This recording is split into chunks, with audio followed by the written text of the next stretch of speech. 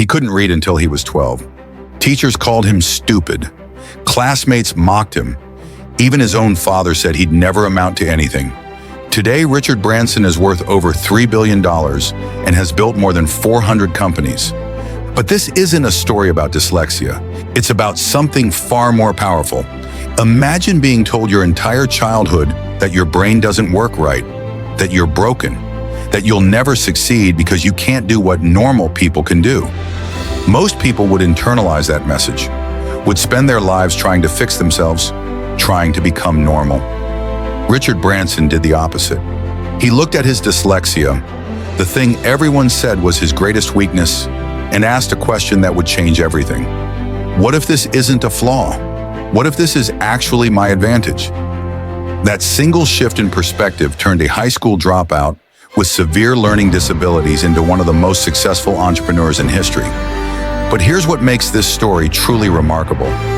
Richard didn't succeed despite his dyslexia. He succeeded because of it.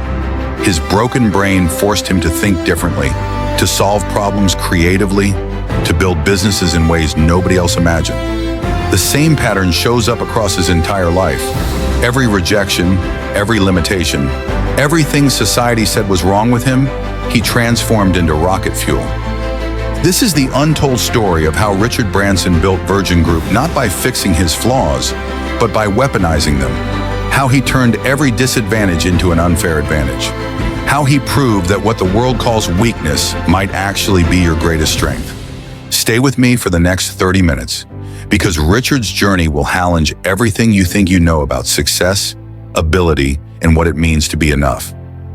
This is the story of the billionaire who was too dyslexic to read, too rebellious to follow rules, too unconventional to fit in, and exactly weird enough to change the world. England, 1956. Richard Charles Nicholas Branson was born on July 18, 1950, in Blackheath, London. From the outside, his family looked perfect. His father, Edward, was a respected barrister. His mother, Eve, was the daughter of a judge. Upper middle-class British family. All the advantages. But by age 7, Richard knew something was wrong with him. While other kids learned to read easily, Richard stared at pages where letters jumped around and reversed themselves. B became D, was became saw. Sentences made no sense. "Why can't you read this?" his teacher would ask, frustrated. "It's simple. Just sound it out." But Richard couldn't. His brain didn't process letters the way other brains did. Teachers called him lazy, stupid, not trying hard enough. "Richard is a bright boy," one report card read, "but he simply doesn't apply himself." The truth was, Richard was trying, desperately. He'd spend hours staring at pages, trying to force the letters to make sense. But they never did. By age 8, Richard was falling behind in every subject.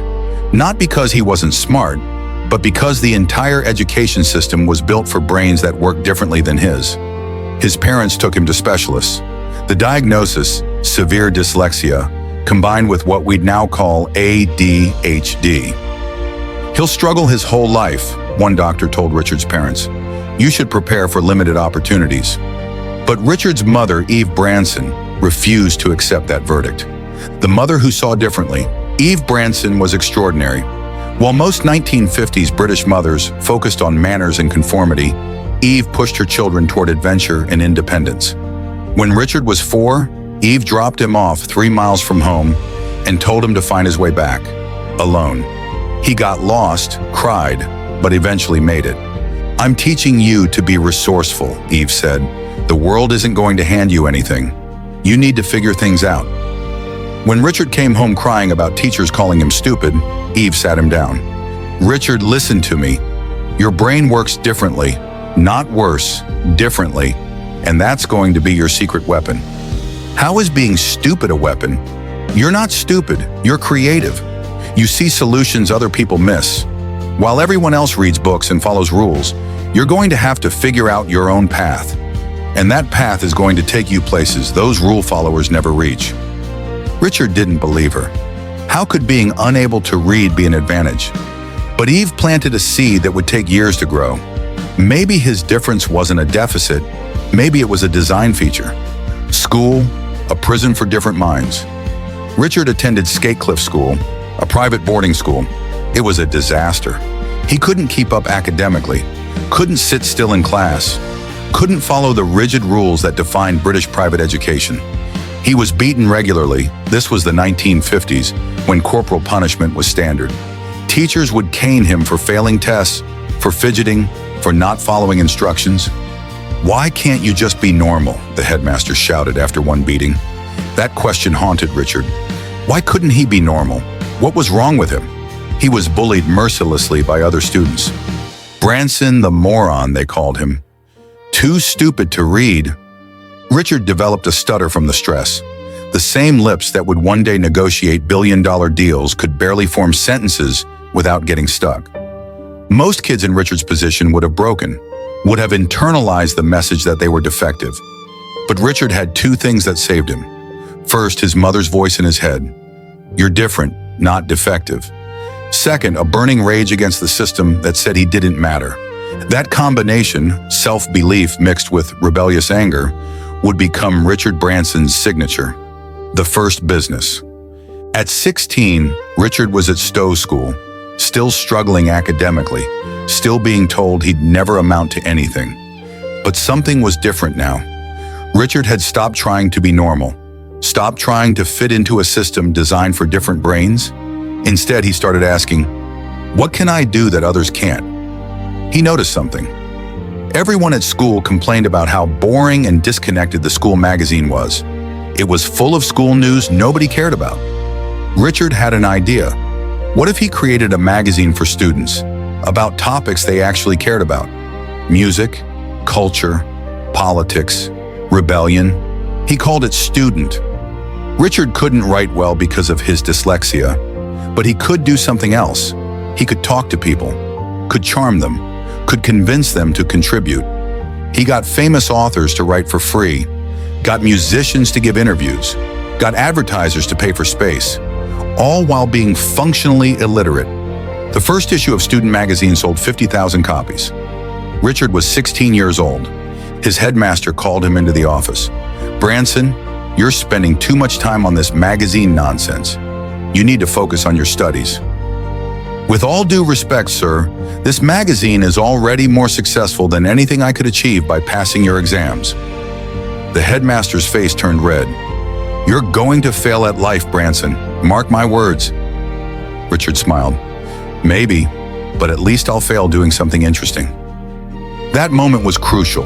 Richard had just articulated a philosophy that would guide his entire life. Better to fail at something meaningful than succeed at someone else's definition of normal. At 17, Richard dropped out of school entirely. His father was furious. "You're throwing your life away. Without an education, you'll end up nowhere." But Richard saw it differently. School wasn't educating him, it was breaking him. Every day in that system was a day wasted trying to be something he wasn't. "I can't learn the way they teach," Richard told his father, "so I'm going to teach myself by doing." He moved to London with £100 and a dream, turned Student magazine into something bigger. He had no business training, no formal education, no safety net. What he had was an unusual brain that saw connections others missed, a charisma that made people want to help him, and an absolute refusal to accept limits. Most importantly, he had learned something crucial. His dyslexia wasn't his weakness, it was his filter. Because he couldn't process information the normal way, he had to simplify everything. Distill complex ideas into simple concepts. Focus on what actually mattered. That skill, ruthless simplification, would become Richard Branson's superpower. Student magazine was doing well, but Richard was restless. He kept noticing inefficiencies in the world, things that frustrated him as a consumer, like record prices. In 1970, records were expensive and hard to get. Music stores were formal, intimidating places. You couldn't listen before buying. Returns were impossible. Richard, who loved music but hated the pretentious record store experience, had an idea. What if we sold records by mail order? Cheaper, easier, no judgment from snobby store clerks. He started Virgin Records as a mail-order business, operating out of the basement of Student Magazine's office. Why Virgin? Because Richard and his small team were virgins to business, complete outsiders. They had no idea what they were doing. That outsider status became their advantage. Traditional record executives knew how things were supposed to be done. They followed industry rules, industry pricing, industry distribution. Richard didn't know the rules, so he couldn't be constrained by them. Within a year, Virgin Records was making more money than Student Magazine. Here's where Richard's dyslexia became a superpower in an unexpected way. He couldn't read contracts. Traditional business people would spend hours poring over legal documents, getting lost in jargon and clauses. Richard would sit in meetings with lawyers and record executives, and while they discussed complex terms, he'd interrupt. "Wait, stop. Explain that in simple English. What does that actually mean?" At first, people thought he was stupid, but what Richard was actually doing was forcing clarity. Complex contracts would be simplified. Hidden clauses would be exposed. Unfavorable terms would become obvious. "If you can't explain it simply," Richard would say, "you probably don't understand it yourself, or you're trying to hide something." This approach, demanding radical simplicity, made Richard an incredible negotiator. He couldn't be snowed by legal complexity because his brain literally couldn't process it. What seemed like a weakness was actually a superpower. Built-in bullshit detection. In 1971, Richard opened the first Virgin Records retail store on Oxford Street. Again, he did everything wrong by industry standards. And that's why it worked. Traditional record stores were formal, quiet, intimidating. Staff were music snobs who judged your taste. Virgin stores were different, comfortable, welcoming. You could listen to records before buying. Staff were friendly and helpful, not judgmental. Richard designed the stores based on his own experience as a customer with dyslexia. He hated complicated systems, hated pretension, hated feeling stupid. So Virgin stores were simple, organized by genre, with listening stations, with beanbags where you could relax. "We're not selling records," Richard told his staff. "We're creating an experience, a place where people feel welcome." Within 3 years, Virgin had multiple stores across the UK. But Richard was already thinking bigger. Mike Oldfield and Tubular Bells. Traditional record labels signed established artists, played it safe, followed formulas. Richard Branson signed a weird 19-year-old named Mike Oldfield who wanted to record a 49-minute instrumental album called Tubular Bells. Every major label had rejected Oldfield. "It's too experimental. It'll never sell. Nobody wants a 49-minute instrumental." Richard listened to the demo and felt something. He couldn't explain why it would work. He just felt it would. "This is brilliant," Richard told Oldfield. "We're doing this." His business partners thought he was insane. "We'll lose everything." "Maybe," Richard said, "but I'd rather fail backing something I believe in than succeed playing it safe." Tubular Bells became one of the best-selling albums of the 1970s. It sold over 15 million copies. It became the soundtrack to The Exorcist, and it established a pattern that would define Virgin: take risks on things nobody else believes in. Why could Richard do this when traditional executives couldn't? Because his dyslexia made him trust his gut over data. He couldn't read market research reports easily, couldn't process complex industry analysis, so he relied on instinct, on feeling, on whether something excited him, and his instincts were better than the experts' were spreadsheets. By 1977, Virgin Records was successful but respectable. They'd signed safe commercial artists. Then Richard got a call about the Sex Pistols, the most controversial punk band in England. They'd just been dropped by 2 labels for being too obscene, too violent, too anarchist. Every music executive in London said, "Stay away, they're toxic. They'll destroy your reputation." Richard met with the band. They were exactly what everyone said: rude, aggressive, anti-establishment, dangerous. Richard loved them. "You're everything wrong with the music industry," Johnny Rotten told Richard. "Probably," Richard agreed, "but you're everything wrong with polite British society, so we're perfect for each other." Richard signed the Sex Pistols. His board of directors nearly mutinied. His investors threatened to pull out. "You're going to destroy Virgin Record," they warned. "Or," Richard countered, "we're going to change music forever." The Sex Pistols album, Never Mind the Bollocks, Here's the Sex Pistols, became legendary. It redefined punk rock. It proved that Virgin wasn't playing it safe. More importantly, it proved Richard's philosophy. The things society rejects are often the things that change the world. After all, Richard himself had been rejected, called broken, called a risk, and he turned that rejection into an empire. By age 30, Richard Branson had built Virgin into a major force in music, and a pattern had emerged in how he built businesses. Find something that frustrates him as a consumer. Ignore industry rules about how it should be done. Simplify everything to its essence. Take risks others avoid. Make it fun and human. This wasn't a strategy he learned in business school. It was a strategy born from his dyslexia and ADHD. His brain couldn't handle complexity, so he simplified. His brain couldn't focus on boring things, so he only did what excited him. His brain couldn't follow traditional paths, so he created new ones.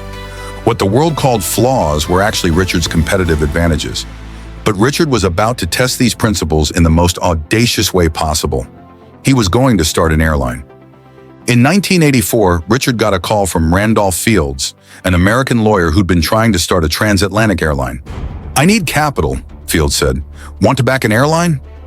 Richard knew nothing about airlines, but he'd recently had a terrible experience flying to the Virgin Islands. His flight was canceled, and the airline didn't care. "How much would it cost to start an airline?" Richard asked. Fields laughed. "You can't just start an airline. The barriers to entry are massive. You need hundreds of millions. You need regulatory approval. You need aircraft. You're competing against British Airways and Pan Am, giants with unlimited resources." Richard heard, "It's impossible." What Richard's dyslexic brain translated that to, "No one's doing it differently. There's an opportunity." Against all advice, Richard decided to launch Virgin Atlantic Airways. Every business advisor told him it was suicide. Airlines are notoriously unprofitable. They're capital intensive. The failure rate is astronomical. You'll lose everything you've built. His father was horrified. "Richard, you know nothing about airlines." "I know nothing about airlines," Richard agreed, "but I know a lot about customer service, and I know the airlines right now are terrible at it." Richard couldn't compete with British Airways on their terms. He didn't have their resources, their fleet, their infrastructure. So he did the opposite of everything they did. British Airways was formal and stuffy. Virgin Atlantic would be fun and irreverent. British Airways had uncomfortable seats. Virgin Atlantic would pioneer upper class, business class with beds. British Airways flight attendants were robotic. Virgin's crew would be personable and entertaining. British Airways advertised with prestige and legacy. Virgin advertised with humor and honesty. Richard's pitch was simple. "We're not the biggest airline, we're not the oldest, but we'll treat you like a human being, not a seat number." This approach came directly from Richard's dyslexia-driven simplification process. He couldn't understand complex airline operations, so he focused on the one thing that mattered: customer experience. Make flying fun again. Simple. The launch. Virgin Atlantic's first flight took off on June 22, 1984, London to Newark. Richard chartered a single Boeing 747. If this flight failed, Virgin Atlantic was done before it started. The night before the flight, Richard couldn't sleep. He'd bet everything on this gamble. If it failed, he'd lose Virgin records, Virgin stores, everything he'd built. Why was he doing this? Because everyone said he couldn't. And Richard Branson's entire life had been fueled by proving wrong the people who said he couldn't. The flight was packed. The media covered it. Richard personally greeted every passenger, served drinks, chatted with people in every section. At one point mid-flight, Richard got on the intercom. "This is Richard Branson, your captain for the day. Just kidding. I don't know how to fly a plane. But I wanted to thank you for taking a chance on Virgin Atlantic. We're going to make mistakes. We're learning, but I promise you this. We'll always try our hardest to make flying something you enjoy, not something you endure." Passengers applauded. That vulnerability, admitting he was figuring it out as he went, became part of Virgin's brand. Other airlines pretended to be perfect. Virgin admitted it was learning. Other airlines hid their CEOs in corporate offices. Richard was on planes, talking to passengers, getting feedback. It was authentic, it was human, it was different, and it worked. The British Airways war. Virgin Atlantic was gaining market share. Customers loved it, media praised it. British Airways was not amused. What happened next became known as the Dirty Tricks campaign, one of the most infamous corporate battles in history. British Airways allegedly hacked Virgin's computers, called Virgin passengers pretending to be Virgin staff, offering them BA flights instead. Spread rumors that Virgin was going bankrupt. Told travel agents to stop booking Virgin. It was a systematic campaign to destroy Virgin Atlantic. Most CEOs would have fought back through lawyers and corporate channels. Richard Branson did something different. He went public, held press conferences, explained exactly what BA was doing, positioned Virgin as the scrappy underdog, being bullied by the corporate giant. British Airways is terrified, Richard told the media, because we're proving you don't need to be the biggest to be the best. You just need to care. The public sided with Virgin. The media loved the David versus Goliath narrative. Eventually, British Airways was forced to apologize and pay Virgin £500,000 in damages, plus £110,000 to Richard personally. Richard gave his personal damages to Virgin Atlantic staff as a bonus. You're the ones who made this airline great, not me. The publicity from the BA battle was worth millions. Virgin Atlantic's profile skyrocketed. Richard had turned corporate warfare into the best marketing campaign ever. Again, what should have destroyed him made him stronger. With Virgin Atlantic stabilized, Richard started applying his formula to industry after industry. Virgin Holidays, because travel booking was complicated and unfriendly. Virgin Megastores, because music retail needed reinvention. Virgin Mobile, because phone companies were horrible to customers. Virgin Trains, because British rail service was terrible. Virgin Galactic, because space travel should be accessible. Every venture followed the same pattern. Find an industry where customers are unhappy. Enter as the outsider who doesn't know how things are done. Simplify everything. Focus obsessively on customer experience. Have fun and don't take yourself too seriously. By 2000, Virgin Group included over 200 companies. Some failed spectacularly. Virgin Cola, Virgin Vodka, Virgin Brides. Richard didn't care. If you're not failing sometimes, you're not trying hard enough. His dyslexia had taught him failure wasn't fatal. After all, he failed at reading for years, but that hadn't stopped him. Why should business failures stop him? By 2005, Richard Branson was worth over $3 billion. He could have retired, could have bought islands and lived in luxury. Instead, he kept working, kept launching businesses, kept taking risks. Why? Money is a scorecard, Richard explained in an interview, but it's not the game. The game is solving problems, creating experiences, proving that business can be a force for good. This philosophy came from his childhood rejection. He'd been told he wasn't good enough, wasn't smart enough, wasn't valuable enough. Now he had all the external validation possible. Billions of dollars, global fame, hundreds of companies. But Richard never used his success to make others feel small. Never used his wealth to separate himself from normal people. He still answered his own emails, still talked to customers, still acted like the dyslexic kid who had to work twice as hard to understand half as much. That humility wasn't fake. It was baked into him by years of struggle. Richard wrote several books about business and life. In them, he articulated principles that came directly from his flawed brain. If you can't explain it simply, you don't understand it. This was his dyslexia talking. Complex explanations were inaccessible to him, so he demanded simplicity, and simple businesses scale better than complex ones. Screw it, let's do it. This was his ADHD talking. He couldn't sit around overthinking. He had to act. And action beats analysis paralysis. Train people well enough so they can leave. Treat them well enough so they don't want to. This was his dyslexia talking. He couldn't micromanage complex operations, so he hired great people and trusted them. And trust builds better teams than control. Business opportunities are like buses. There's always another one coming. This was his dyslexia talking. He couldn't fixate on details or past failures. His brain moved on quickly, and that resilience made him unstoppable. Every Branson principle that MBAs now study came from him trying to compensate for what his brain couldn't do. His weakness became his system became his empire. In 2007, Richard did something remarkable. He started talking publicly about his dyslexia. For years, he'd been embarrassed about it. Even as a billionaire, he felt ashamed that he couldn't read well. But then he started getting letters from parents of dyslexic children. They'd say, "My daughter thinks she's stupid because she can't read. Can you write her a letter?" Richard started responding, started talking about his struggles, started framing dyslexia not as a disability, but as a different operating system. "I'm not disabled," Richard would say. "I'm differently enabled. My brain processes information in ways that create advantages in business. I just had to discover those advantages."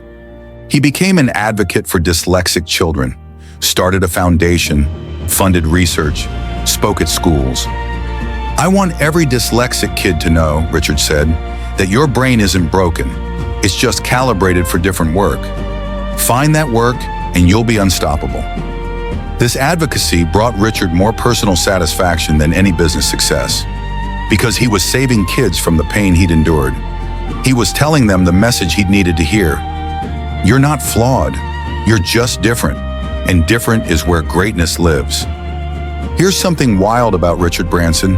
He's nearly died multiple times attempting extreme adventures. Hot air balloon crashes, boat racing accidents, kite surfing mishaps. Why does a billionaire keep risking his life? Because, Richard explained, when you grow up being told you can't do things, you become obsessed with proving you can. "I'm not trying to die, I'm trying to feel alive." His ADHD demanded constant stimulation. His dyslexia demanded constant proof that he was capable. The adventures weren't recklessness, they were therapy. Every time Richard crossed an ocean in a boat or flew around the world in a balloon, he was saying to that headmaster who called him stupid, to that teacher who beat him, to every person who said he'd never amount to anything, "Look at me now." The Branson paradox. Here's the fascinating paradox of Richard Branson's life. He built a business empire on things he couldn't do.